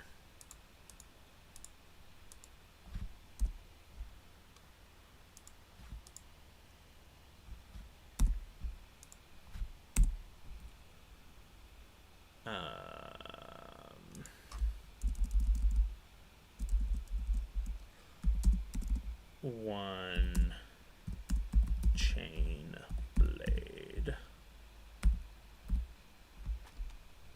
Yes. Yes. Very cool. What about the hula hoop blade? I don't know. That's up to, like, the designer is... I mean, the designer's in the chat, or was in the chat, and, like, that's... If he wants to add a hula hoop blade to one of these mechs, let's do it. I don't know. I think it would be light. I would put it under a light melee weapon with maybe the arc. I don't know. Something to think about. Okay. So, oh no, because the arc is like an electricity thing, right? So let's see if we can pick up a consumable or two here. A boost kit. Use an action. Activate the boost kit. You regain 1d4 armor points and upgrade your reactor die by 1 step. That would be for myself. Is there anything that's like a med kit here? Sensor jammer. On a use action, you can you and one other closer near a mecha become hidden. Sounds cool. Scouting drone. Deploy a scouting drone. It lasts for 1 minute and is automatically destroyed if attacked. You can perceive through it for the duration. Also cool. There we go. Repair nanites. As a use action, restore 1d4 plus 1 hit point to yourself or another. So, if that's okay, Matt, I believe you said we can have consumables.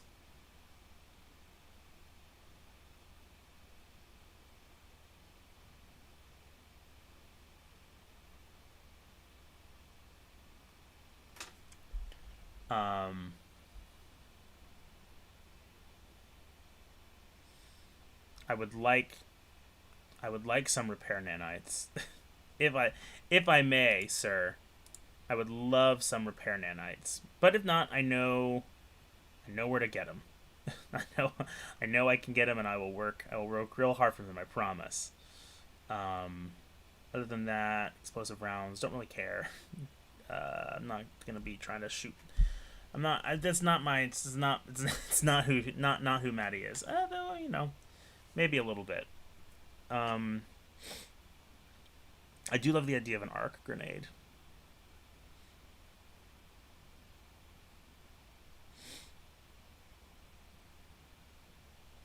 Definitely not gonna do like the one. Oh, but it's a consumable, so basically, I see. Okay, I was like, that's pretty nice. I'm like, that's right. So it's a consumable, so once you use it, it's done.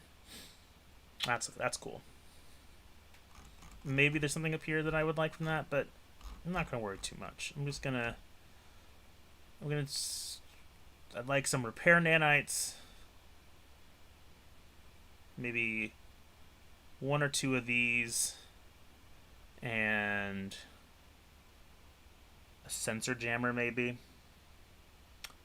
Or a sensor jammer, a repair nanite, and maybe a grenade. An arc grenade. I like the idea of like an EMP shocky kind of thing. But we'll see. So right now I'm just gonna put on my list, and then like if I hear no, I'm okay with that. I'm not upset. It is what it is. So we'll have one arc grenade.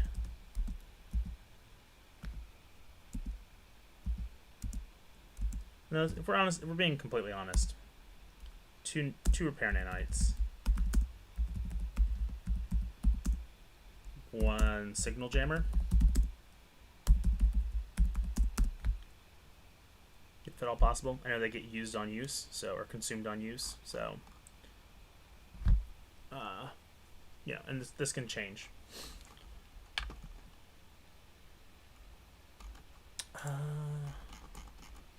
me double check everything is good here.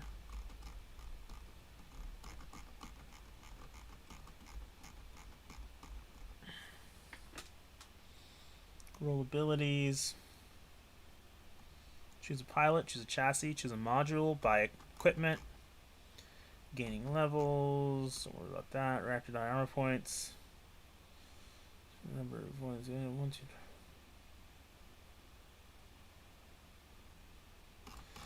So it's like my armor determines the hit point, the armor points I have, plus I have a shield. So yeah, I think that's about it. Let's double check our character sheet here. We still don't have a call sign. We still don't have a call sign.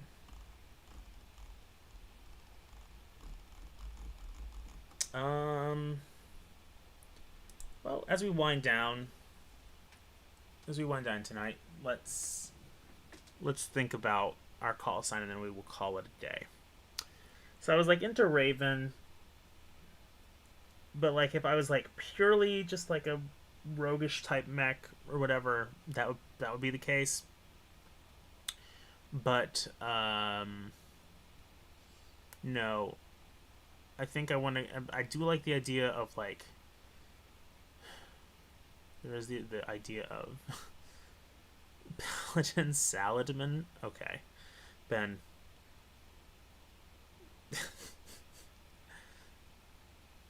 No. There's the idea of like magic that can both hurt and harm, and like maybe something to like the mobility of it all, but then there's like the sleek and the feminine quality of the mech itself that might make its influence its call sign name. I mean, it could be like, I mean, I would say warlock would be cool, but, or witch. What are some synonyms for witch? Sorceress.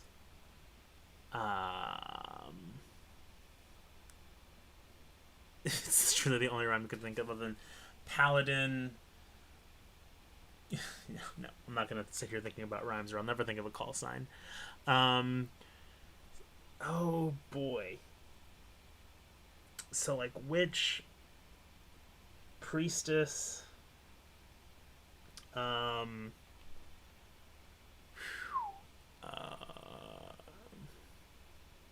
sorceress. Stregonona. Strega. Strega's not bad. Paladin Strega. I like that. Bolero. Harpy. What else we got? Feminine things. Siren. Circe. Isis. Probably not. Probably. Let's walk away from Isis. Oh, goddess. Banshee. Not bad. Succubus. All negative things. Why am I thinking of all negative female things? God,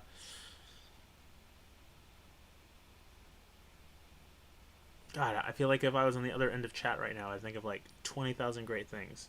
Bolero is a slow dance characterized by smooth gliding movement, dramatic arm styling, and romantic feel. That's cool.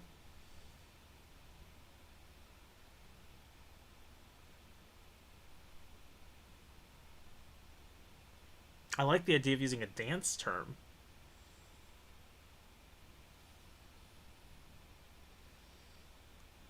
By dramatic arm styling and a romantic feel. Gliding movement, dramatic arm styling, and a romantic feel. What's that one that I really like? That one. There's one word. It's also like it's a type of music, but it's also a dance. Like a saraband. That's fun. Is there like a fast dance? Tango. Like I like the idea of like I do like the idea of like calling it a dance, but maybe like a dance that's fast, but also gliding, or also cha-cha. Again, we come back to the cha-cha. Maybe a little bit. I mean, nothing wrong with the cha-cha, but maybe like a little bit more elegant than the cha-cha. Something that's like a dance that is fast and elegant.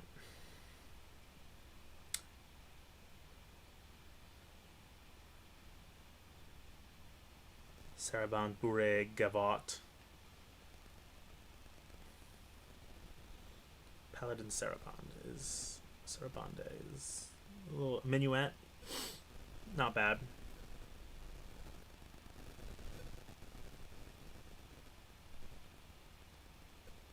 Sarabande is slow though. Slow. Fast. Let's look up fast dances.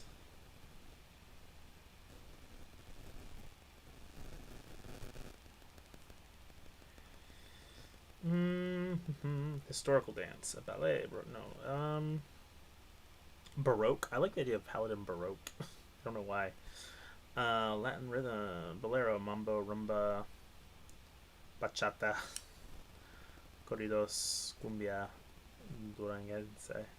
Foro. Oh, what's the other dance that they do? They would do on.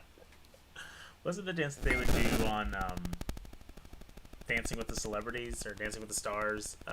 When it wasn't the tango, it was the oh boy, what was maybe Fandango? Fandango's fun. Dancing with the Stars dances.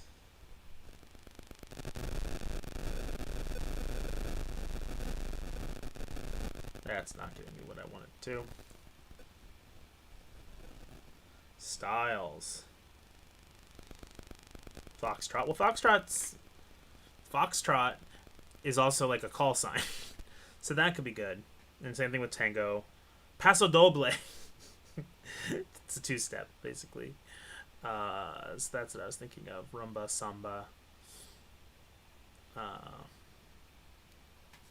Foxtrot wouldn't be bad.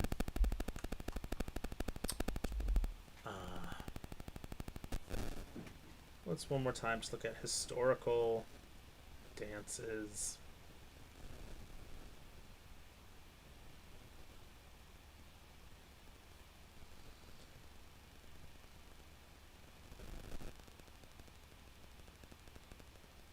Musette.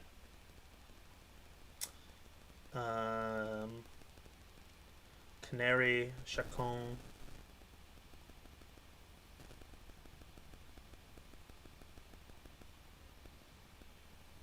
Forlana, Guiguet, Lourdes, Pasacal, Passapied, Regadon, Tambourin, Bourré. Well, you know what? I don't want to keep anybody longer than I have to. If anybody's got any last minute suggestions for names, for our call sign, just if anybody has just joined us, I see that there's like 4 people around. We created Matty Jai over here for Friday, for Monday's Mecha-Hack Paladins game. He is a engineer. He is a scout. He's a scout chassis. He's not very powerful, but he's fast. He's reasonably fast. Has a good idea of the control of his systems. But he has like a personal. Oh, that's something else we have to think about too. Is his skills. Well, that's the last thing we'll do, and then maybe we'll think of a call sign and all that. But let's think about his skills real quick. So this is something new that we're doing for Paladins, is that we're getting sort of on-foot skills. The idea that this game, yes, it's going to be important. Like, obviously, like the crux of the action is going to be like inside of suits, pounding, machines into the ground. But then we also have this more social element, which is going to be like a little bit political, a little bit intriguey, romantic, personal relationship, and also just like, and there's also some like significant things that happen in these mech shows that happen outside of the mechs, which I think is like great that we're going to be exploring that too. So we have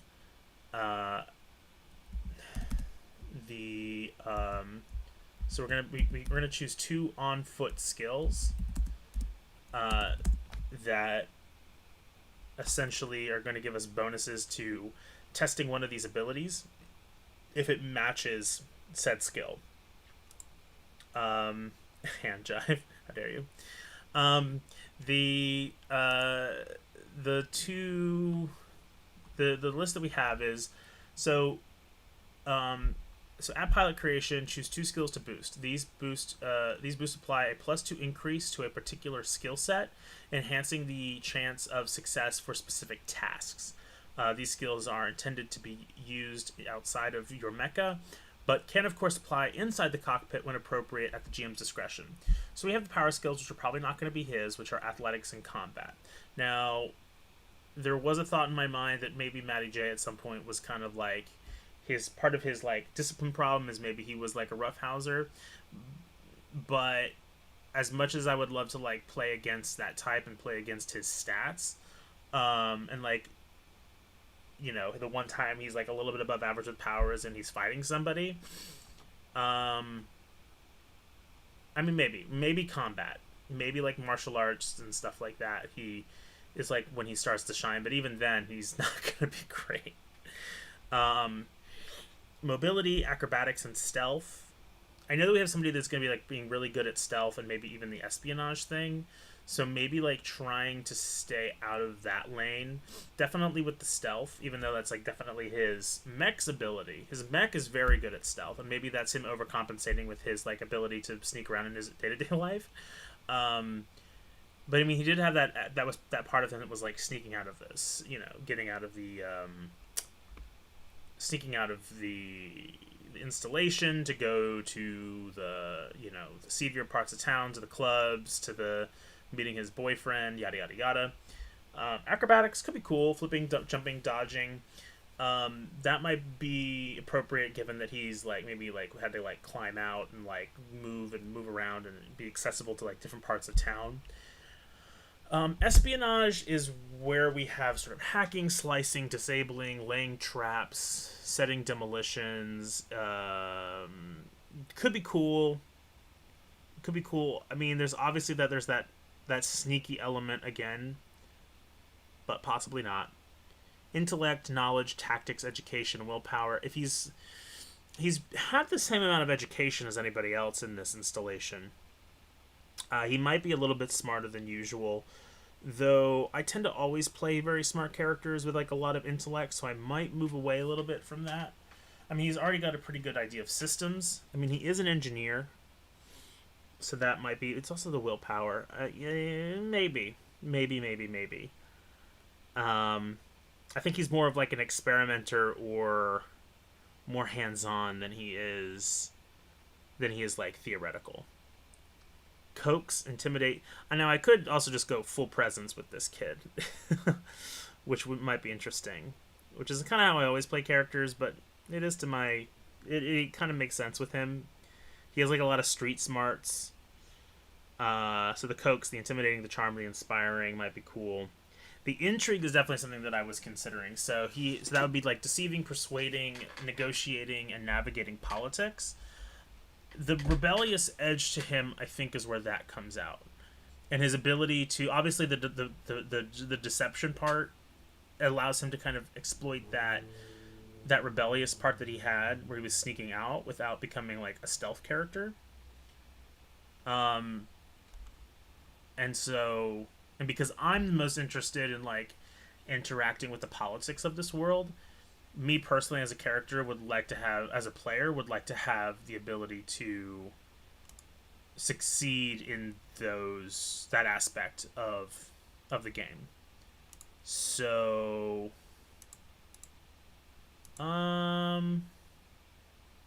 yeah, let's we're definitely going to give him then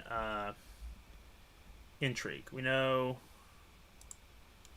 at the jump he is going to have intrigue. The question is what else he's good at. And I'm open to possibilities. I'm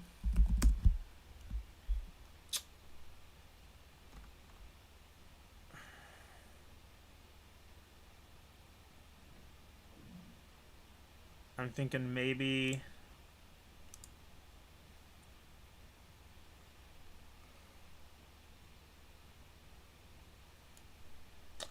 I mean, if he is more of a hands-on kid, as opposed to the theoretical kid, maybe that's where the espionage comes in, where it's like he's able to manipulate and understand the system more. And again, this might change depending on what other people tell me.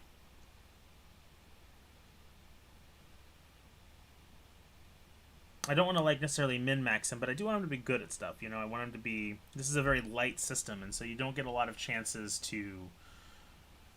to shine or to like make up for things that you're not good at, which is fine, which is good. It means you have to think about like what your character does. It's very sleek in that way, like cutting away all the bullshit. Like what does your character do, and what are they good at? I say that for the hell of it,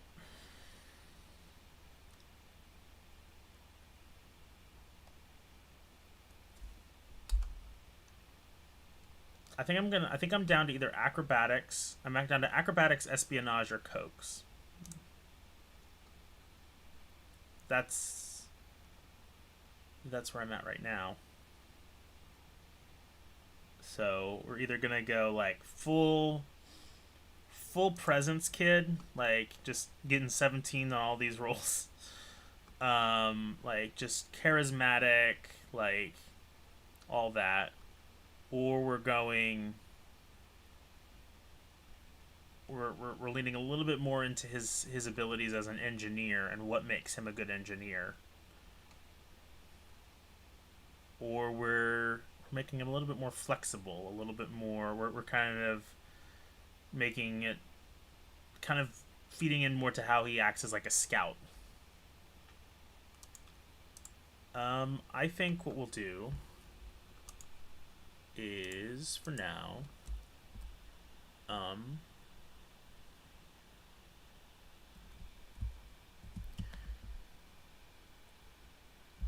let's do acrobatics. Fuck it. Like, if John, who's playing the stealth character, because this is what I'm thinking. We have another player who's playing this stealth character. If he decides that he's going to go more along the lines, I know he's doing stealth. If he wants to be more acrobatic, so that he's kind of like moving around and sneaking around, then I'm going to change this to probably espionage, and the hacking abilities. But there's a possibility he's choosing that, in which case I'll stick with acrobatics. Because I could see how our chassis and characters might be behaving in similar ways, and I want to make sure that I don't get in anyone's lane too much. But sometimes people have like complementary abilities or even like matching abilities, and that's what makes them like respect each other, right? So there's that part of the genre too, and recognizing that like, hey, you kind of see the world the same way as I do, or we kind of act in the same way in certain ways, and I know that there's definitely there's a character within this group that might more like personality-wise, she's like, I think Maddie's playing this character who is, Mappy is playing this character who is, likes to cook and maybe have like, his family has like an engineering background, I think, so maybe personally we would get along. So maybe if there's a character who I share a skill with, that is another way for me to connect to another person. So I'm not too worried about that. All right. Other than that, I think for now, we're gonna stop. We're gonna start closing things off a little bit here. Unless I'm gonna give it like a few more minutes to think about potentially a call sign. Here, let me go to my camera view. Oop, that's not it. Hey there. So thank you everybody for joining me. I know this took a long time. Part of it was me just trying to figure out what to do in the beginning with like the whole thing and the just the tech, like that was tough. But for the most part, it was also just, me talking through this process and taking it step by step and just enjoying myself. Definitely, I think in the future I'll tighten these up a little bit in terms of how long they take. But, I think it's live stream, so people can just come in and enjoy themselves as they do. I see that I got like 3-4 people watching me at the end here, so that's nice. If you're here, say hello just so I can see who's here. I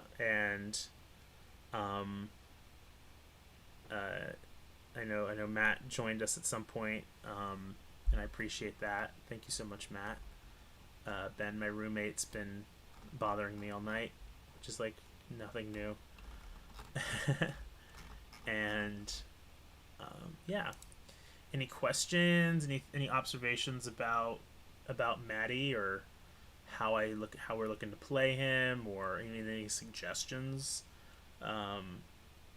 Give it like a few more minutes. I know there's like a delay on all this stuff, but if not, we'll call it a night.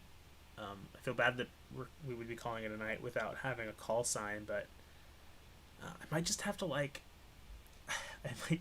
go ahead and like roll on that table, which is a nice thing. That's a good thing about tables. I normally don't like to leave things up to chance too much in these games, but sometimes you just gotta just roll on the table and see what you get and hope for the best. You know, something that I was thinking about, and it's going completely against. I don't even know if it like matches the characteristic of this character at all. But like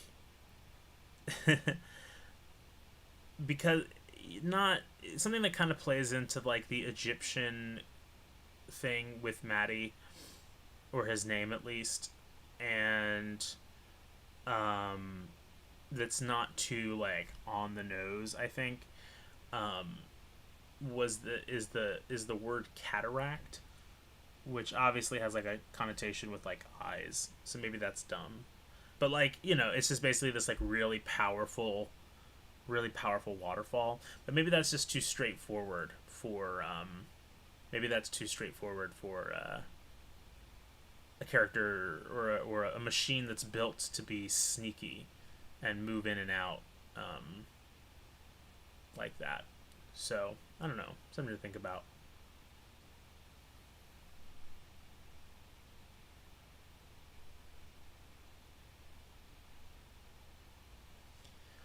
Well, I'm out of ideas. I'm gonna give it 2 more minutes, and we're gonna call it a night here. But thank you so much again for joining me, and I'll let you know. I'll be doing more of this stuff. I want to try to see if I can. I know I've had some like connection issues, and my room is a bit of like a place where Wi-Fi goes to die. But like, if I can do this while maybe playing a very light on my computer, a very low maintenance computer game, that'd be fun. If I can try to do some, I've never done that before, like a video game stream. That'd be a lot of fun, and that way I can just kind of like go and take as long as I need to and talk and bullshit. I'd like to. At some point, I'll try to. If I really lean into doing the streaming stuff, I'll try. You know, I'm open to suggestions for how to improve this stuff. I think obviously like a secondary monitor would be helpful. My machine is just like not built for this though, so you know, I don't know how much that's really gonna help in the long run, other than my ability to like look at chat and also do what I need to do. But anyway, this is a lot of fun. Good experiment. Sorry it took so long. Story of my life. And I wish you all a great evening. And I can't wait to make sure that you tune in to one, if you haven't, bought the Mega Hack by Absolute Tabletop. Also, just check out Absolute Tabletop and all they have to offer. It's really great. Go to Matt Click's YouTube channel, where he is. Not that I don't know why I'm telling you to do this. I'm nobody, but just go there, check it out, have fun. Because also, and tune in next week when you get to see Matty J, and everything he's got to offer. I'm looking forward to playing with him and having a good time. And thank you for everybody who joined us. Okay. Have a great day, everybody, and be safe. And also, you know,